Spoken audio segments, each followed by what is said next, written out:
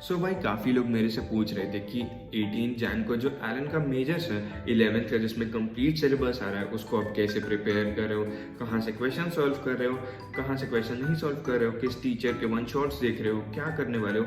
एक एक चीज़ भाई मैंने इस वीडियो में डिटेल में बताई है, तो वीडियो को एंड तक ज़रूर से देखना। सो भाई देखो 11th का कंप्लीट सिलेबस आ रहा है 18 जनवरी के मेजर्स में। उसके बाद फेब में दूसरा मेजर है, 12th का सिलेबस भी आएगा। बट अभी के लिए हम लोग इस मेजर्स के ऊपर बात कर रहे हैं कि 11th का सिलेबस कैसे कंप्लीट करना है। देखो भाई मेरा जो सिलेबस बचा हुआ है वो कुछ इस तरह का है। बचा है इन द सेंस कि मैंने कुछ लेक्चर्स नहीं किए हैं, या मैंने क्वेश्चन प्रैक्टिस नहीं की है, या मुझे वन शॉट देखना है, या मुझे याद करना है। स्पेसिफिकली भाई बायो में मुझे याद करना है, जैसे चैप्टर हो गया एनिमल किंगडम, प्लांट किंगडम के लाइफ साइकिल वगैरह, morphology, anatomy, biomolecules, cockroach, frog, ये सारी चीज़ें मैंने बिल्कुल भी नहीं रट के रखी हैं, तो इसको मुझे ज़ीरो से याद करना है। एंड यही मेरा बचा हुआ है। इसके अलावा जितने भी 11th के चैप्टर्स हैं वो सारे मैंने रट के रखे हुए हैं, एंड बस मुझे थोड़ा थोड़ा रिवाइज करते रहना है 10-15 मिनट के लिए। सो फिजिक्स में क्या सीन है, SHM, waves, rotation, fluids, work पर एनर्जी, थर्मल, ये मेरा वीक रह गया था, ये मैं अच्छे से रिवाइज नहीं कर पाया हूँ रोटेशन को। फ्लूइड्स का भी सेम ही हाल हो रखा है। SHM वेव्स तो भाई जैसे जैसे मैंने कंप्लीट किया था, एंड थर्मल भी मुझे रिवाइज करना है अच्छे से। इवन तो भाई मेरे नीट प्रेप का टेस्ट अच्छा गया है थर्मल का, बट मुझे फिर भी रिवाइज करना है क्योंकि मुझे इस चैप्टर में उतना कॉन्फिडेंस आ ही नहीं रहा है पर्सनली अगर मैं बताऊं तो। अब बात करते हैं भाई केमिस्ट्री की। देखो इक्विलिब्रियम बचा हुआ है, एटम बचा हुआ है, बट मोल, रेडॉक्स और थर्मोडायनेमिक्स ये तीनों मैंने अच्छे से करके रखा हुआ है। इनऑर्गेनिक में भाई 2 ही chapter, periodic table, chemical bonding, तो केमिकल बॉन्डिंग बचा हुआ है मेरा। और उसके अलावा GOC मुझे अच्छे से रिवाइज करना है, अभी चल भी रहा है GOC मेरा, और हाइड्रोकार्बन मुझे पढ़ना है। तो ये सारी चीज़ें मेरी बची हुई हैं। अब बात करते हैं भाई, देखो अपने पास टाइम कितना बचा है। आज है 10th of December, 10th of December से 31 दिसंबर तक का टाइम है। उसके बाद मैंने सोचा कि मुझे प्रॉपर रिवाइज करना था, बट मेरा कुछ इस टाइप का प्लान बना है। एंड तुम लोग अपने हिसाब से कि तुम लोग पहले एनालाइज करो कि तुम्हारे कौन कौन से चैप्टर्स बचे हुए हैं, किस किस चैप्टर में तुम लोग को टाइम लगने वाला है, उसके हिसाब से तुम लोग अपने अकॉर्डिंग प्लान बनाना। ये तुम लोग कॉपी मत करना, क्योंकि भाई ऑब्वियसली ये पर्सनलाइज मेरा खुद का प्लान है।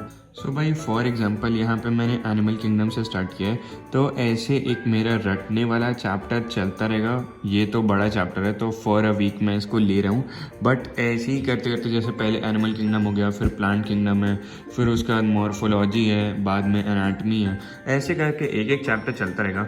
एंड साइड बाय साइड मैं 15-20 मिनट लगा करके, क्योंकि बाकी चैप्टर्स मेरे अच्छे से रिवाइज होके रखे हैं, तो लिविंग वर्ल्ड हो गया, एक दिन बायोलॉजिकल क्लासिफिकेशन हो गया, एक दिन सेल हो गया, सेल बड़ा चैप्टर है तो मैंने 2 दिन लिए उसके लिए, सेल साइकिल हो गया। ऐसे ही करके भाई मैंने चैप्टर्स यहाँ पे अरेंज किए हुए हैं, एंड मैं तुम लोग को शेयर कर दूंगा अपने टेलीग्राम पे। उसके अलावा भाई अब देखो फिजिक्स एंड केमिस्ट्री में मैं क्या कर रहा हूँ, क्योंकि ऑब्वियसली मैं बायो में ज़्यादा टाइम स्पेंड कर रहा हूँ, क्योंकि भाई मेन वॉल्यूम ऑफ मार्क्स आता है 360 नंबर, आधे मार्क्स तो तुम्हारे बायो ही लेके रखा है, तो मैं बायो को बहुत अच्छे से प्रिपेयर करना चाहता हूँ एट दिस पॉइंट। एंड उसके बाद फिजिक्स एंड केमिस्ट्री में क्या है कि फिजिक्स एंड केमिस्ट्री में जो जो मुझे चैप्टर पढ़ना है मैं भी रिवाइज नहीं कर रहा हूँ, बट जो जो मुझे अच्छे से कवर करना है मैं उस चैप्टर को लेके चल रहा हूँ अकॉर्डिंग टू मी। एंड भाई ये कुछ मेरा बन के रखा है। वर्क पर एनर्जी पहले चलेगा, केमिकल बॉन्डिंग अकॉर्डिंगली तुम लोग देख लेना, एंड इसी तरीके से अपना प्लान बनाना ताकि तुम लोग की सारी चीज़ें सॉर्टेड रहें। अब बात करते हैं भाई, देखो जनवरी में भी सेम ही होके रखा है, बट अब सीन क्या है कि इधर मेरे कुछ ही चैप्टर्स बचे थे, जैसे बायोमोलिक्यूल्स हो गया, और फ्रॉग और कॉकरोच मुझे याद करना था। तो इसके अलावा मैं क्या करूँगा, जनवरी में हम लोग चैलेंज लेंगे कि हम लोग एक एक दिन में रिवाइज कर रहे होंगे। जैसे कि तुम्हारा यूनिट 1 हो गया, जिसमें आता है तुम्हारा living world, biological classification, animal kingdom, plant kingdom, ये हो गया। यूनिट 2 हो गया, जिसमें तुम्हारा मॉर्फोलॉजी, एनाटमी, एनिमल टिश्यू, उसके साथ फ्रॉग एंड कॉकरोच आता है। तो ये बड़ा यूनिट है, तो इसके लिए मैंने 2 दिन दिए हुए हैं, एंड मुझे अच्छे से आता भी नहीं, इसीलिए मैंने 2 दिन दे के रखे हैं। फिर यूनिट 3 आ गया, जिसमें सेल साइकिल, बायोमोलिक्यूल्स होते हैं। फिर यूनिट 4 हो गया, जिसमें प्लांट फिजियो आता है, तुम्हारा फोटोसिंथेसिस और प्लांट ग्रोथ, रेस्पिरेशन, ये 3 चैप्टर्स आते हैं। ये भी बड़ा यूनिट है, तो मैंने इसके लिए भी 2 दिन दिए। फिर उसके बाद आ जाता है यूनिट 5, जिसमें भाई होते हैं हमारे 6 chapter, starting from breathing, body fluids, excretory, ये वाला जो पूरा यूनिट है, इसके लिए मैंने 3 दिन दे के रखे हैं। उसके बाद भाई एक एक दिन में मैं एक एक यूनिट उड़ाऊंगा। सो एटलीस्ट मैं टेस्ट के पहले, 18th को हमारा टेस्ट है, टेस्ट के पहले तक भाई मैं यूनिट्स रिवाइज कर लो सारे बायो के एटलीस्ट 2 बार, और फिजिक्स और केमिस्ट्री को एक बार मैं अच्छे से ख़त्म कर दूँ, starting from all the questions, classic questions हो गए, PYQs हो गए, सब कुछ सॉल्व करके मैं एक बार तो ये पूरा ख़त्म कर ही दूँ। और उसके जस्ट पहले मैं क्या करूँगा, 17th को मैं 2 टेस्ट लिखूँगा नीट प्रेप पे जनरेट करके, 2 टेस्ट बनाऊँगा कंप्लीट क्लास 11th के। तो मैं 17th को ही 2 टेस्ट लिखने वाला हूँ एंड यही कुछ मेरा अभी के लिए प्लान है। अब बात करते हैं कि मैं सॉल्व क्या क्या करने वाला हूँ। एंड भाई मैं ब्रूटली ऑनेस्ट रहूँगा, मैं कुछ भी शोशा नहीं करने वाला हूँ कि मैं ये यहाँ से लगा रहा हूँ, ये यहाँ से लगा रहा हूँ। बहुत नॉर्मल चीज़ों को रखने वाला हूँ एंड जो मैं लिटरली करने वाला हूँ मैं वो रखने वाला हूँ, ठीक है।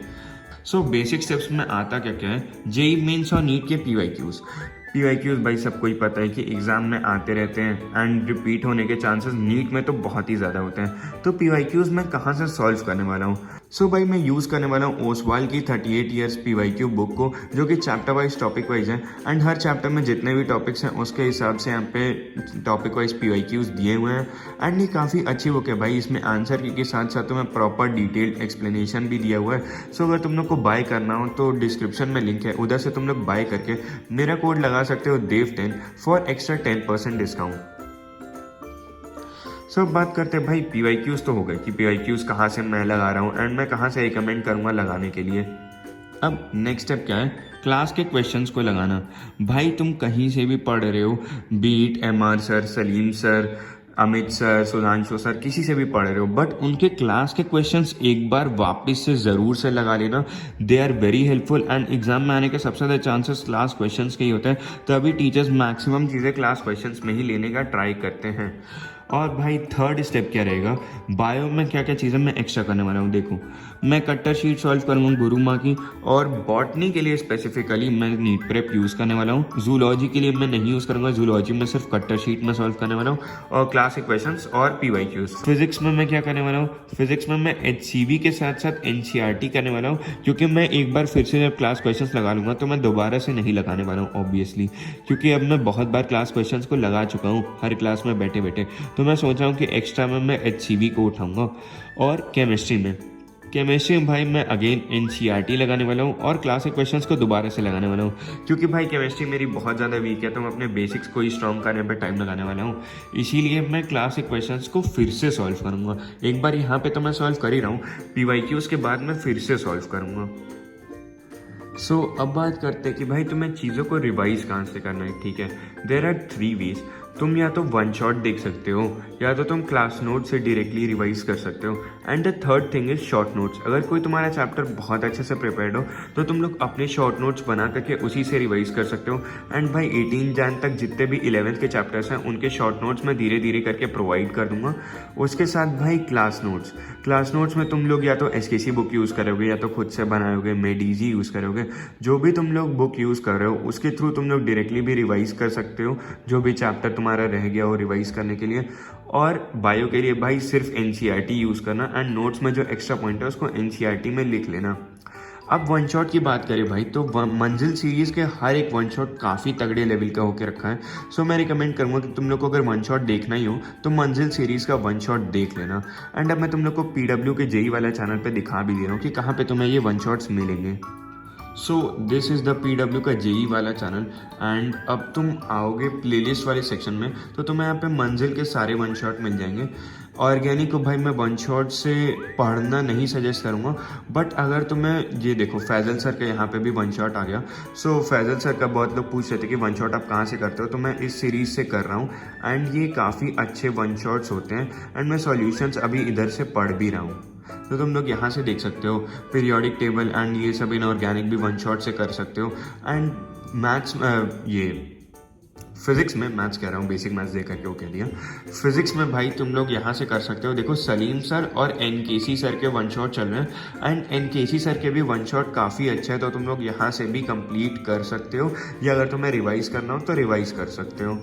आई होप भाई इस टाइम पे तुम्हारे जितने भी डाउट्स रहे कि मैं कैसे प्रिपेयर कर रहा हूँ, क्या सॉल्व कर रहा हूँ, क्या सॉल्व नहीं कर रहा हूँ, कहाँ से चीज़ें कर रहा हूँ, कहाँ से मैं वन शॉट देख रहा हूँ, सारी चीज़ें तुम लोग के क्लियर हो गए होंगे। तो अगर सारी चीज़ें क्लियर हो गई भाई तो वीडियो को एक लाइक कर देना, चैनल को सब्सक्राइब कर देना एंड मिलते हैं भाई नेक्स्ट वीडियो में। पीस।